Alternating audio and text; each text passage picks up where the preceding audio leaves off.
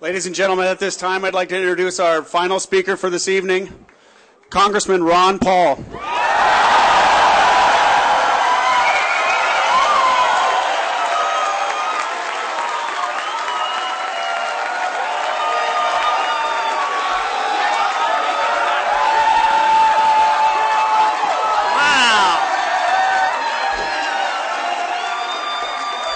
Thank you. Thank you.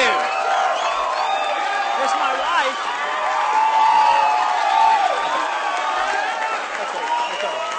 Thank you, thank you. What a delight. Thank you very much for that. Very nice reception. Is everybody going to vote tonight? Are we going to win? We always win, right? The cause of liberty is on a roll, let me tell you that. This country is radiant raring, and tonight we are going to send a very loud message to the rest of the country. And I'll tell you what, I've said so many times, the American people are way ahead of Washington. Washington is sound asleep. We're on the right track, so make sure they hear our message all the way to D.C.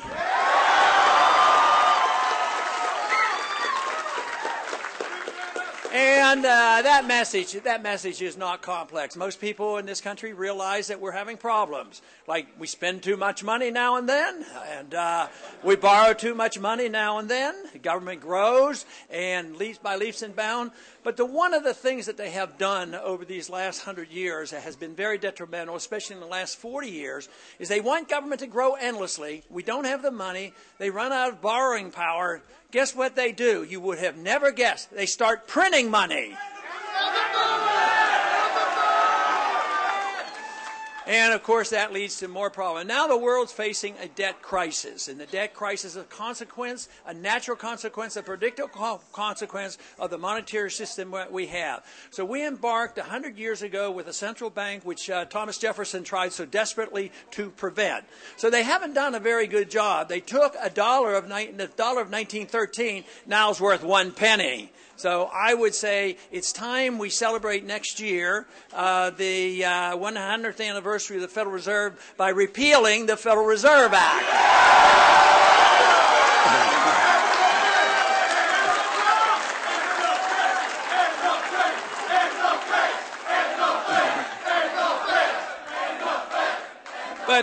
But a lot has happened in the last 4 years. These problems have been going on for a long time. It'd be nice if we could blame one person or one administration, but it's been going on a long time. So many young people here, I think you're realizing you're getting a bad rap for what you're inheriting. You'd like a much better deal, and the better deal can be found in less government and only sending people to Washington who have actually read the Constitution or will obey the Constitution and take their oath of office seriously.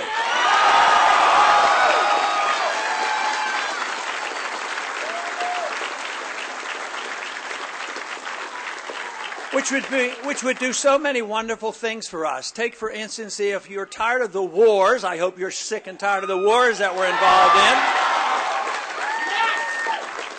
What if we had the return to the Constitution? The founders made sure in the document, in the Constitution, that the wars would only occur not by the executive branch, but only by the people through their representatives in Congress. That's the way all wars should be declared. If necessary, they should be declared, won, and get them over with, and come home. That's the way it was supposed to have been done.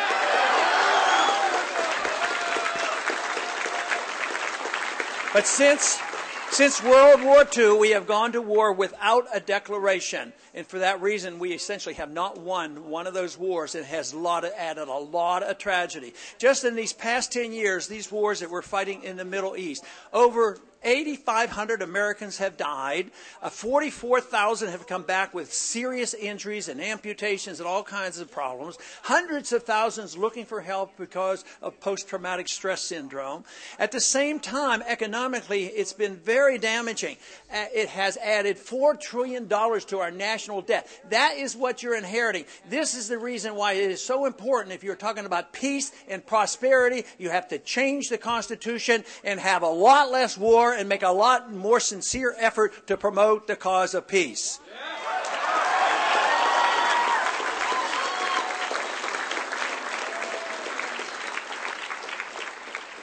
But this has been going on for a long time, and both administrations have been doing this. And this is the reason that the message of liberty actually brings people together. Because individuals see that the parties aren't doing a very good job. You like one party to cut the spending, they raise the debt and the spending as well. Another party is supposed to do the job. They go in and nothing changes. So if you look at the candidates today, there is very little difference except for one.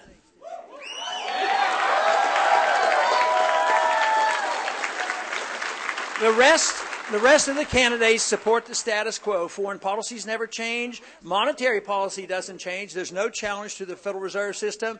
And most of all, there's no desire to protect personal liberty, personal privacy, protect us from the intrusiveness of the federal government, to protect your right to use the Internet. These are the kind of things that are so important to so many people, and unfortunately, that is not offered. I believe it is the offering up of a program that emphasizes personal liberty, the Constitution, sound monetary policy, and a sensible foreign policy is the reason the momentum is building and the reason why we're getting such a great reception here in North Dakota.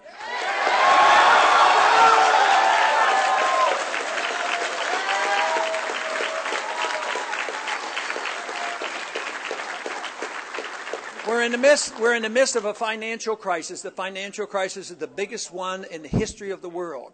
There was a time when we were a creditor nation. We would have ups and downs, but we were a creditor nation, and we had a lot of productivity, we had a lot of wealth, and we had borrowing power.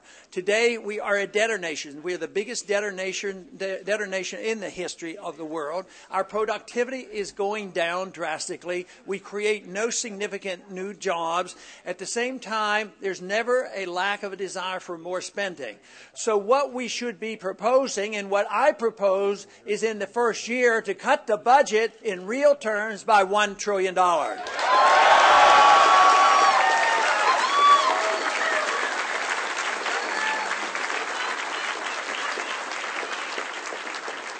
The proposal by others is to cut the proposed increases. The proposed increases, called baseline budgeting, they assume that the budget will go up by $10+ trillion in the next 10 years. So if they talk about cutting $1 trillion, they're talking about cutting $100 billion a year of proposed increases, which means there's zero cuts.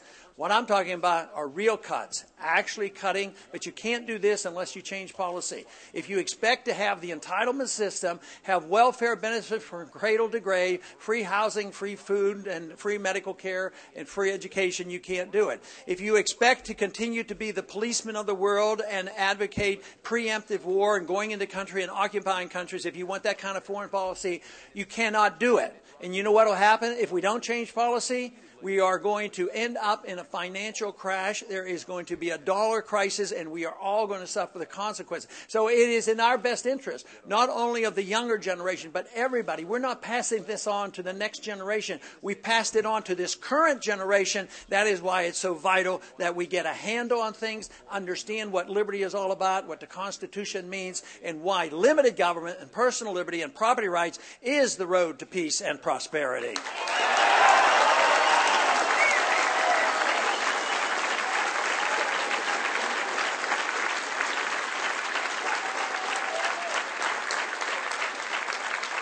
It has been said that no army can stop an idea whose time has come.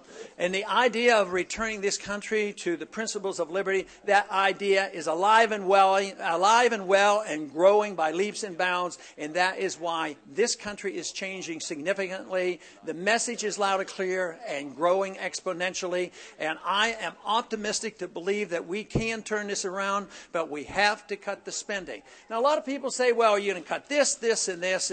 And I actually have a transitional program. I want to cut $1 trillion, but I want to have priorities. And I want to really start with the overseas spending. The overseas spending and the welfare and the occupation, we ought to all be able to agree that spend the money here at home if you have to, but not overseas.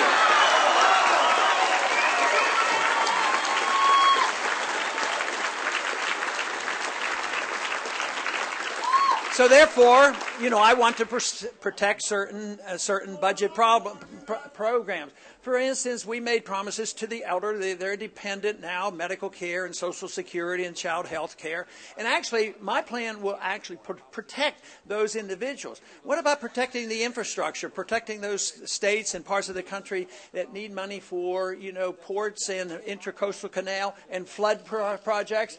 Would I vote for that, and would I advocate it by adding more debt and borrowing? No, I would not. But let me tell you how we could do it. We could do it by cutting spending overseas to such an extent you actually cut the deficit and put the money that you want to for some programs in back here at home, not to raise taxes and not to raise the debt and actually lower the debt and don't increase the spending. We can do that by working our way out. For instance, a few years ago, they built an embassy in Baghdad. An embassy we didn't need, and it was close to $1 billion. But that was only the beginning. This year, the appropriation for that embassy was nearly $5 billion to operate it. Now, let's say we need a project here at home. Why can't we cut that $5 billion out, forget about that embassy in Baghdad? That's only going to lead to trouble. Take it and cut it in half. Take $2.5 billion off the deficit and spend the $2.5 billion here back at home on projects that we need.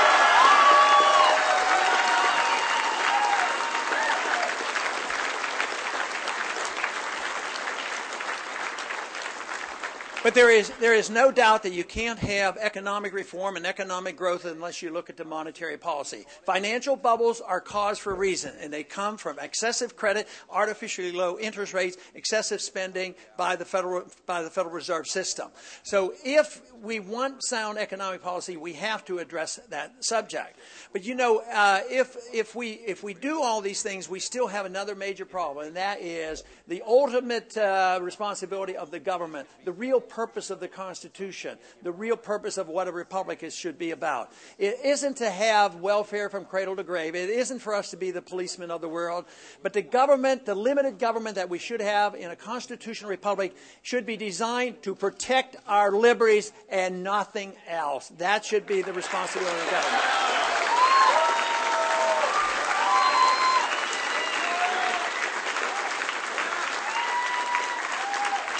And this, of course, includes a strong national defense, but not an offense. It should be a defense. We should defend our country as necessary. If we go to war, if the wars have to be fought, they should be fought. One, get them over with, and get the troops back home as quickly as possible.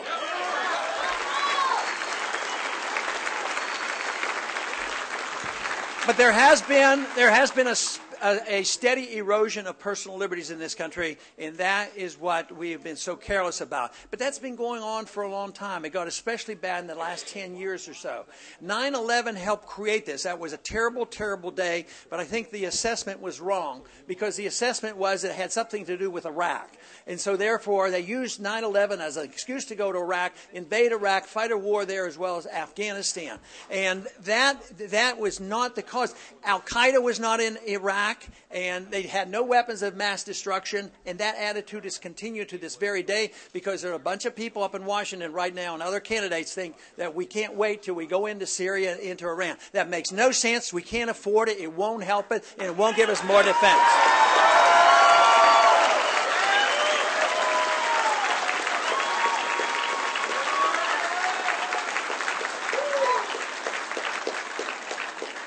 But we have been careless about the protection of our civil liberties. For instance, right after 9/11, they passed a bill which was absolutely misnamed. They called it the Patriot Act. It should have been called the Unpatriotic Act.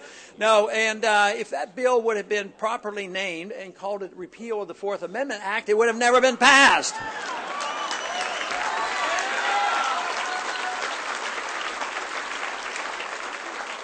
But it is the Patriot Act that allows our government agents to invade our premises, in our houses, and invade our internet, our emails, and whatever they want to look at without a proper search warrant.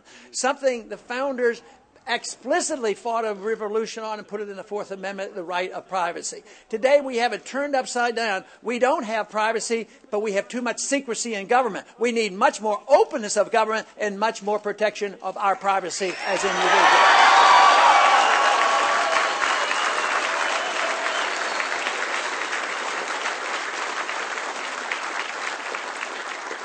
As frustrating as it might get at times, we do have victories. We've had one here recently in the last month or so because there was a bill floating around, Stop Online Piracy Act. And this was an effort for the federal government to take over and control the Internet. But a lot of people like you got word of it and sent a message. And Washington, even though they had majority votes in both the House and the Senate, once they heard from the people, they withdrew those bills, they took them off, and they are no longer pushing through the Congress. So the people have to be heard.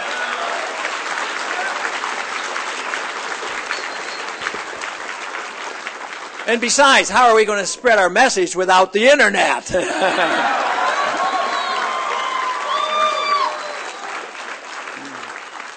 But also, since that time, we've had other things that are discouraging as far as undermining personal liberties. The president announced a year ago that it was legal for him, as president and the commander-in-chief, that he would now be allowed to assassinate American citizens without a trial or without charges. And to prove that point, he's done it on 3 occasions. So that is the law according to the president. And when they asked him about this, where does it say in the Constitution you can assassinate an American citizen? He said, well, I can do anything I want except those things that are explicitly denied to me in the Constitution. I think he has that twisted around a bit. The president only has the authority to do the things that he has the explicit authority to do, and the rest he's not allowed to do.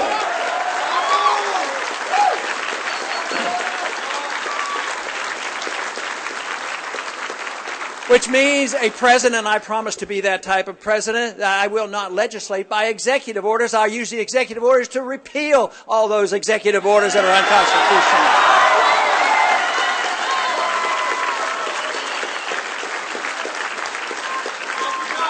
But it's not only the president that is undermining our personal liberties. The Congress laid it on a platter here just in December. They passed the National Defense Authorization Act.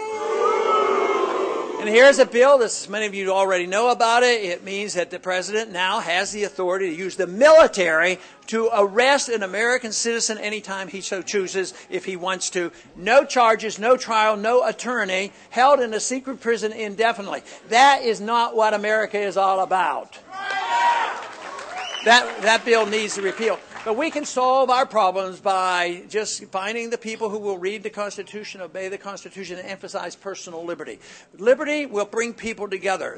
Today, we're very divisive because all they're doing is fighting over power. Who's going to control the money? Which faction is going to control it? They all support the same foreign policy, the same monetary policy, the welfare system, the deficits, the whole mess. And they fight over the control and the power and who's going to get the benefits. But true liberty brings us together because people get to use the liberty the way they see fit. It's your life. You should do with your life what you want. People shouldn't tell you how to run your life as long as you don't hurt other people. If we carried that thought through, that means that if our life and our liberties come from our Creator, we ought to have the natural right to keep the fruits of all our labors also.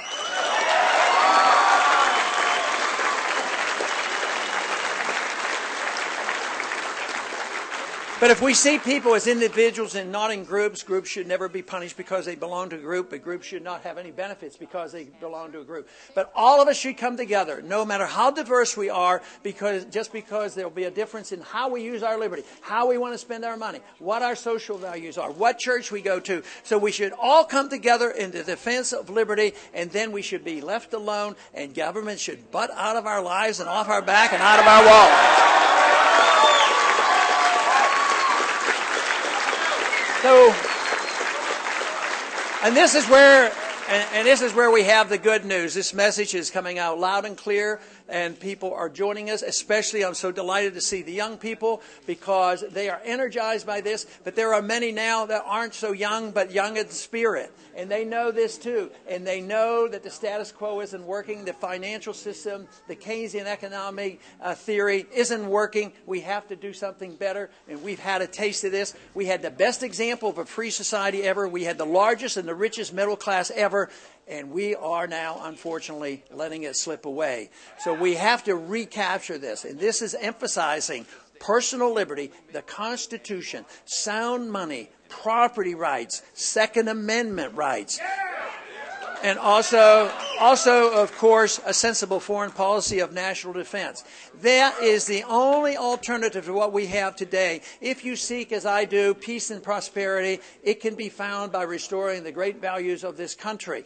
And if we do that, I'll tell you what, the whole world will benefit. So often today they believe that so many want to promote our presence around the world because they say that we are an exceptional nation. We are, and we have been. But you can't push your exceptionalism on other countries by force. You can't go invade and bomb people and say, we're exceptional, you got to live the way we do.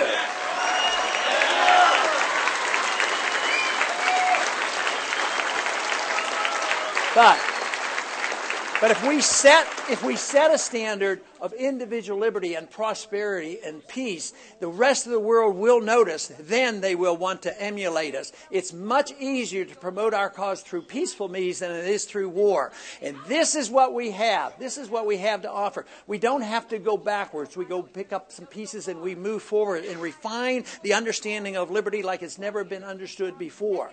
And it's only been tested a short period of time in this country. And a lot of times they'll accuse us of wanting to go backwards. But let me tell you, those who accuse us of wanting to go backwards are going backwards toward tyranny, and we don't need to go in that direction.